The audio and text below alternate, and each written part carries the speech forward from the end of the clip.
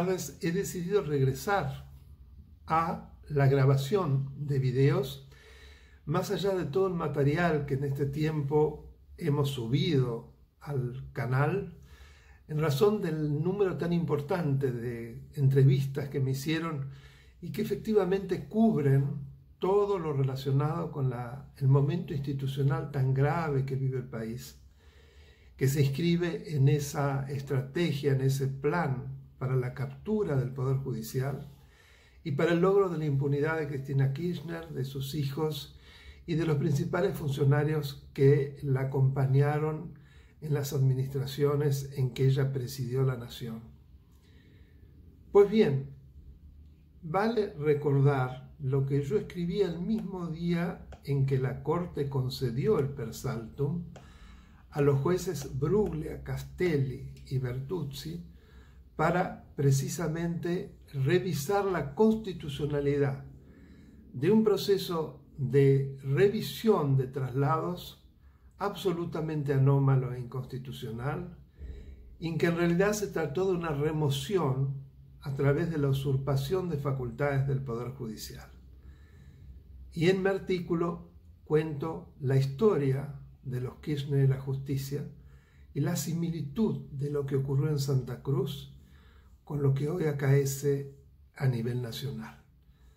Allí escribía que la remoción que sufrió el ex procurador general de Santa Cruz poco después de que Néstor Kirchner fuera elegido gobernador de esa provincia en 1995, se ha convertido en el símbolo de un modo de ejercicio del poder.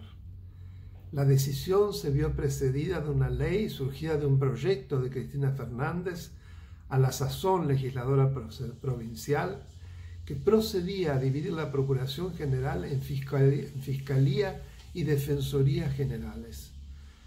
Así se le comunicó a Eduardo Sosa que había cesado en el ejercicio de su cargo, pues él mismo había dejado de existir. Este relato, que parece salido de una novela del más puro realismo mágico, antecedió a otros arreglos institucionales. Se amplió de 3 a 5 el número de miembros del Superior Tribunal de Justicia, que en ese momento tenía una vacante y por lo tanto el gobernador pudo designar a 3 nuevos miembros confiables y colocar a la cabeza a Carlos Zanini. Para así decidir, se violó groseramente la garantía constitucional de inamovilidad que le reconoce la ley fundamental al funcionario. Esta suerte de gambito, no por casualidad, es recordado en estos tiempos de furia.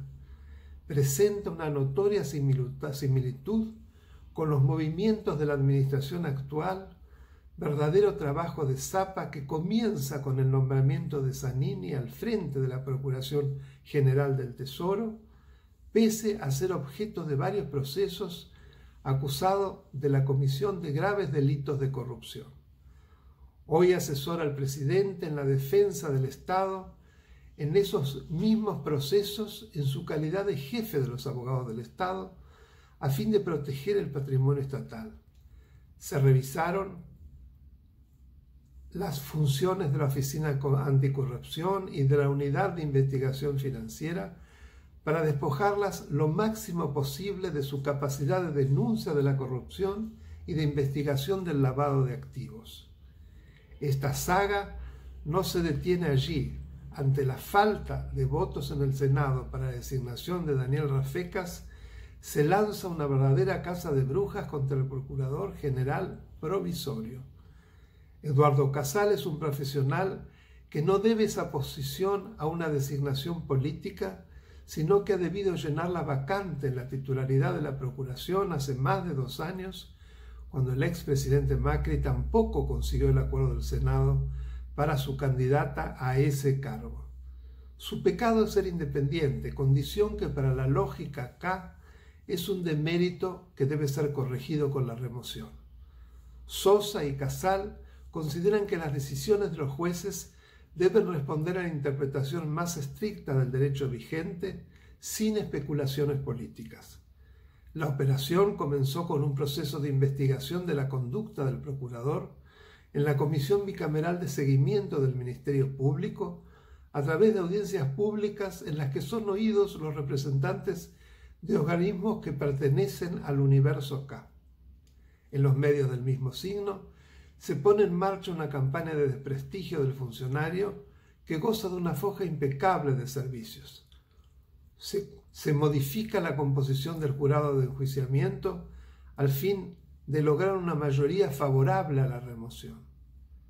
Se fuerzan cambios en los tribunales federales en lo penal, competentes en los procesos que comprometen a la vicepresidente. Gran parte de los argentinos observamos absortos la persecución de que son objeto los jueces Bruglia, Bertuzzi y Castelli.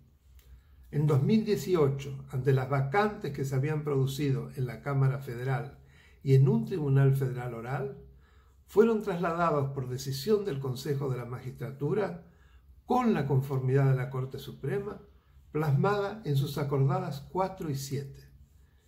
El alto tribunal consideró que, dado que ya habían obtenido el acuerdo del Senado para un cargo de igual rango, jurisdicción y competencia, no era necesario un nuevo pronunciamiento de la Cámara.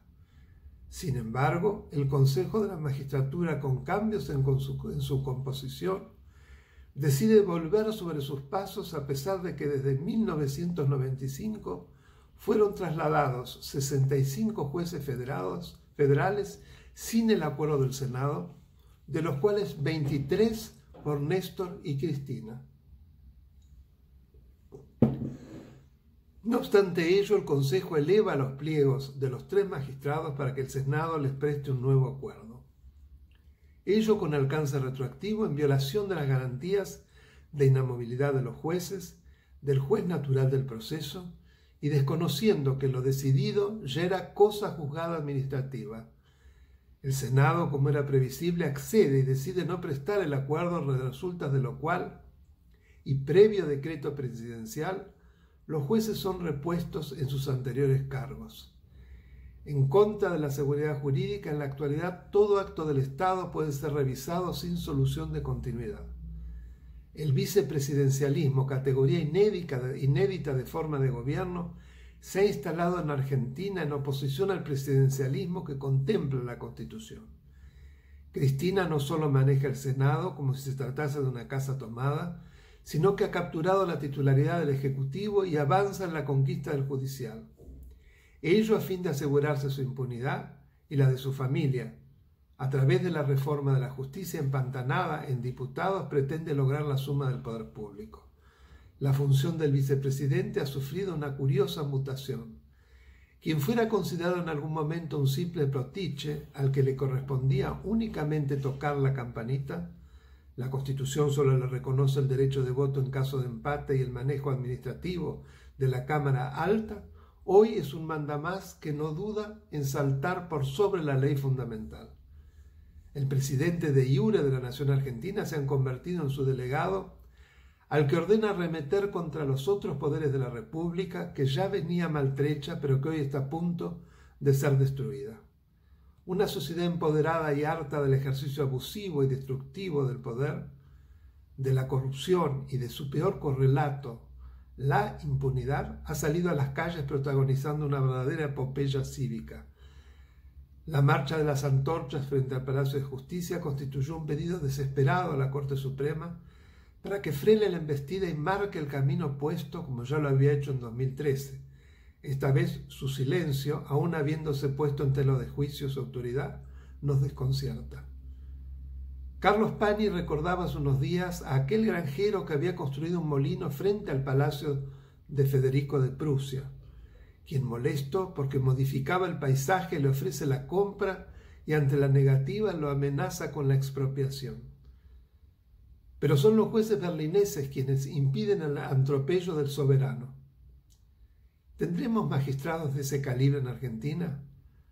Nos preguntamos si la Corte será capaz de frenar los ímpetus de una soberana despiadada o quedará en la historia como aquella Corte que en 1930 dictó una acordada de convalidación del primer golpe de Estado que destruyó nuestra continuidad constitucional y marcó el inicio de una decadencia que no cesa hasta el presente.